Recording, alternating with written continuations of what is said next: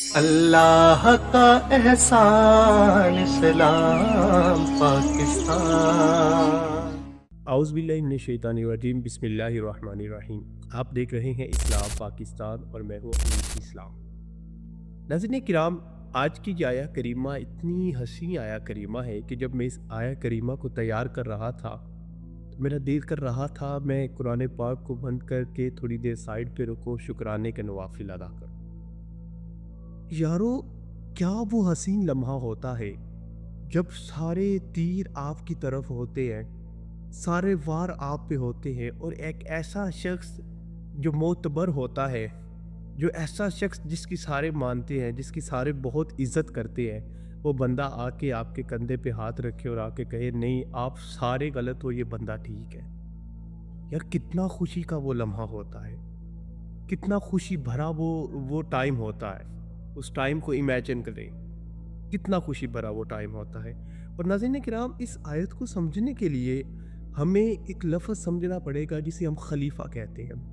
اور جب میں اس آیت کو پڑھ رہا تھا تو بہت سے سوالات جو میرے ذہن میں بھی آتے تھے، آپ کے ذہن میں بھی آتے ہوں گے، وہ کور ہوتے چلے گئے، ان کا جواب مجھے ملتا چلا گیا۔ ایک سوال ان میں سے جب سر فہرست ہے وہ یہ کہ جب اللہ رب العزت نے ہر چیز ہماری تقدیر کے اندر لکھ دی ہے، اور پھر جب ہم گناہ کرتے ہیں وہ تو ہماری تقدیر کے اندر لکھا ہوا تھا، پھر اس کی سزا ہمیں کیوں ملے گی؟ وجہ سوال آتا ہے نا ہمارے ذہن میں۔ ٹھیک ہے، یہاں پہ اللہ رب العزت نے ایک لفظ استعمال کر کے خلیفہ اس سوال کا بھی جواب دے دیا۔ اب خلیفہ کیا ہوتا ہے؟ نائب، جانشین، یعنی جب کوئی بھی سلطنت کا بادشاہ ہے، جب وہ اپنا کسی کو خلیفہ مقرر کرتا ہے تو اس کو کچھ نہ کچھ اختیارات دے دیتا ہے کہ بھائی یہ قانون کے دائرے کے اندر، یہ ہمارا قانون ہے، اس کے دائرے کے اندر رہ کے یہ تمہارے پاس اختیارات ہے، یہ کام تم میرے پوچھے بغیر کر سکتے ہو، لیکن قانون کے دائرے کے اندر رہ کے۔ اچھا، یہ آیا کریمہ پڑھنے سے پہلے میں کچھ بتاتا چلوں کہ آدم علیہ السلام کی تخلیق سے پہلے دنیا میں جو جن تھے نا، جنوں کو بھیجا گیا، جنوں کا بسیرا تھا، اور وہ جن کیا کرتے تھے؟ شر پھیلاتے تھے، آپس میں لڑائی جھگڑا کرتے تھے، خون ریزیاں کرتے تھے، اللہ کی نافرمانیاں کرتے تھے۔ اب یہ آیا کریمہ سنیے گا، وَإِذْ قَالَ رَبُّكَ لِلْمَلَائِكَةِ إِنِّي جَاعِلٌ فِي الْأَرْضِ خَلِيفَةً قَالُوا أَتَجْعَلُ فِيهَا مَن يُفْسِدُ فِيهَا وَيَسْفِكُ الدِّمَاءَ وَنَحْنُ نُسَبِّحُ بِحَمْدِكَ وَنُقَدِّسُ لَكَ قَالَ إِنِّي أَعْلَمُ مَا لَا تَعْلَمُونَ۔ دیکھیے کہ اللہ رب العزت فرشتوں سے کیسے مخاطب ہوتا ہے۔ یاد کرو وہ جب تمہارے رب نے کہا تھا، تمہارے رب نے کہا تھا۔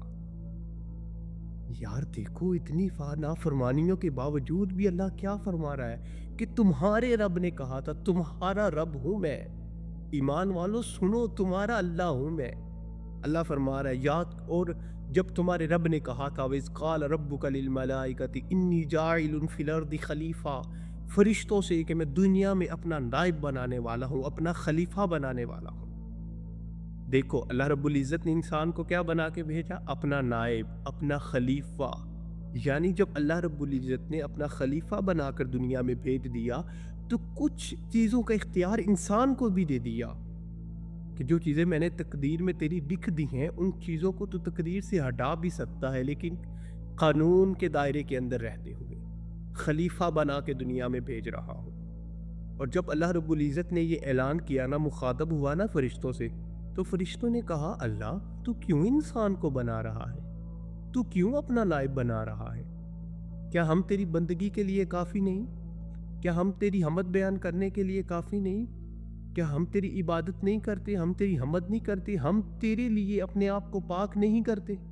وَنُقَدِّسُ لَكَ، کیا ہم تیرے لیے اپنے آپ کو پاک نہیں کرتے؟ یہ انسان کو کیوں بنا رہا ہے؟ یہ جب دنیا میں جائے گا تو یہ دنیا میں فساد کرے گا، فتنہ کرے گا، یہ دنیا میں خون ریزیاں کرے گا۔ کیوں کہا فرشتوں نے؟ کیونکہ پہلے انسانوں سے پہلے جن یہاں پہ رہتے تھے، دنیا میں زمین پہ جن رہتے تھے، جنوں کا بسیرا تھا، وہ آپس میں فساد کرتے تھے، وہ آپس میں خون ریزیاں کرتے تھے۔ انہی کو دیکھتے ہوئے فرشتوں نے اللہ رب العزت سے کہا کہ یا اللہ دنیا میں یہ انسان کو اپنا نائب بنا رہا ہے، یہ بھی جا کے فساد کرے گا، یہ بھی خون ریزیاں کرے گا۔ تو اللہ رب العزت نے کہا نہیں، جو میں جانتا ہوں وہ تم نہیں جانتے۔ یار دیکھو سارے تیر ہماری طرف نہیں تھے، فرشتوں یہی کہہ رہے تھے نا کہ اللہ دنیا میں فساد کرے گا، فتنہ کرے گا، خون ریزیاں کرے گا، تیر تو ہمارے مخالف تھے۔ تب آ کے سہارا کس نے دیا؟ اللہ رب العزت نے۔ اللہ رب العزت نے کہا نہیں فرشتوں تم چپ رہو، جو میں جانتا ہوں وہ تم نہیں جانتے۔ دیکھو نا اب اللہ رب العزت نے اختیار بھی دیا۔ اللہ رب العزت یار کتنا غفور الرحیم ہے۔ اب اللہ رب العزت نے اپنا خلیفہ بنا کر دنیا میں بھیجا، اور خلیفے کو اختیار ہوتے ہیں، خلیفے سے غلطی کی گنجائش بالکل نہیں ہوتی، ہرگز نہیں ہوتی، کیونکہ خلیفے کو سارے قانون کا پتہ ہوتا ہے۔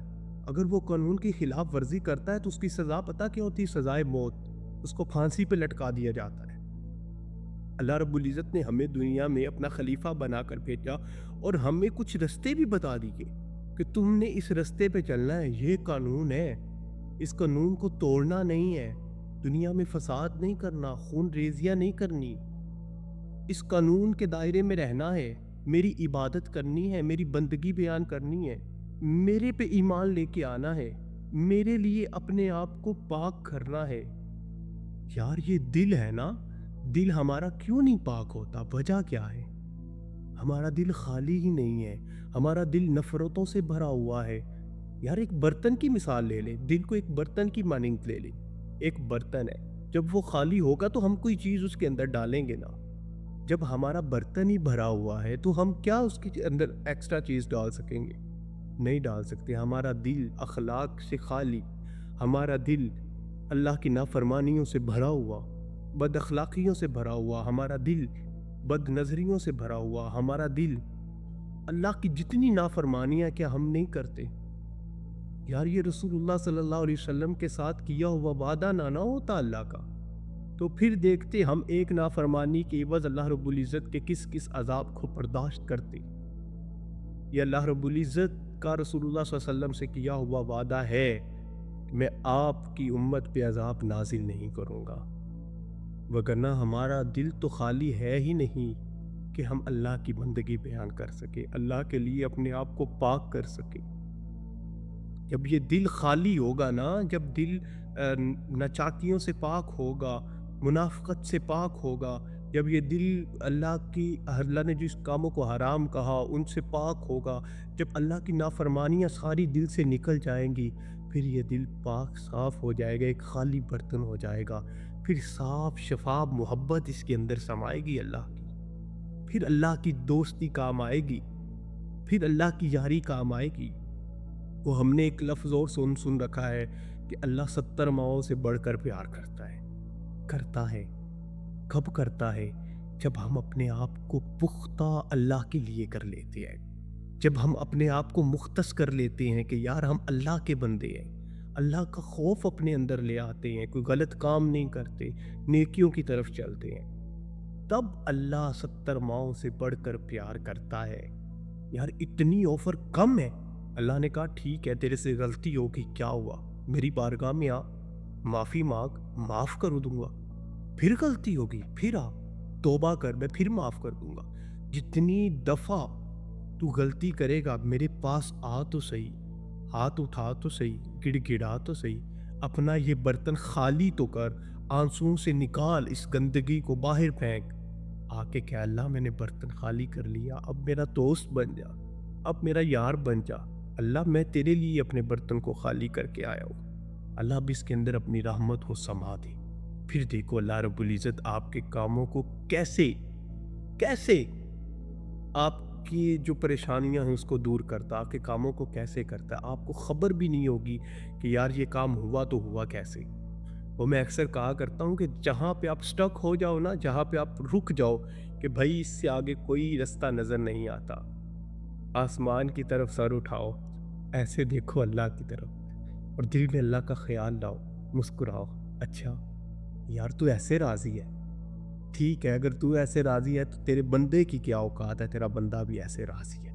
یار اتنا کہو تو صحیح اللہ کے پاس، یار اتنا کہو تو صحیح اللہ رب العزت کو، پھر دیکھنا ایسے کام ہوں گے آپ کے ایسے، پھر دیکھنا وہ اپنی رحمان الرحیم والی جو اس کی صفت ہے وہ کیسے آپ کو دکھاتا اور کیسے آپ کو نظر آتی۔ دعا ہے اللہ کریم ہمیں ہمیشہ قرآن و سنت کے مطابق زندگی بسر کرنے کی توفیق عطا فرمائے۔ اللہ رب العزت ہمیں خالصتاً اپنی محبت نصیب فرمائے۔ والسلام وآخر دعوانا ان الحمد للہ رب العالمین۔ السلام علیکم ورحمۃ اللہ وبرکاتہ۔